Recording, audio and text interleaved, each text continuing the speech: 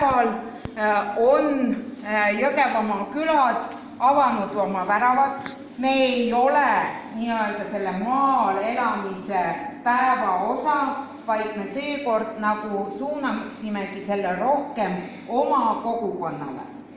Et ka näha, mis tehakse, kuna on sügis, on andide korjamise aeg, et siis nii-öelda näha, mis oma küla inimesed on metsast korjanud, mis on aiamaal kasvanud.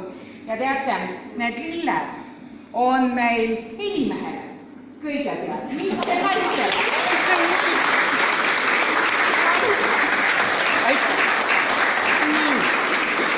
Ja naised, teile on Kamari külakool, et teil köögis oleks tegutseda. Ma ei tea, kas Sadalas on nii suuri korrusid kasvanud.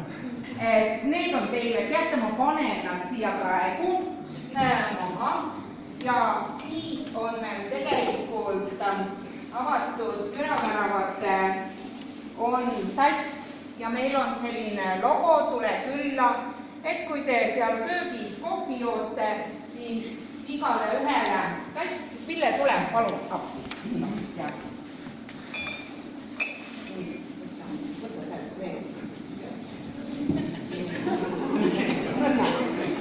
Anna ülbisega. Anname ülbisega ja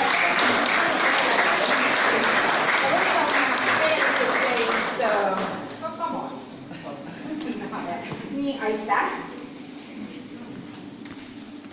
Ja veel kord Sadala ka teile suur aitäh, et te tänase päeva korraldasite. Ma loodan, et oli huvitav. Kohe kiiresti väikese tänu, et täiesti rahulikult võivad kõik liikuda, aga väikese tänu, et meil oli täna ka vihmavari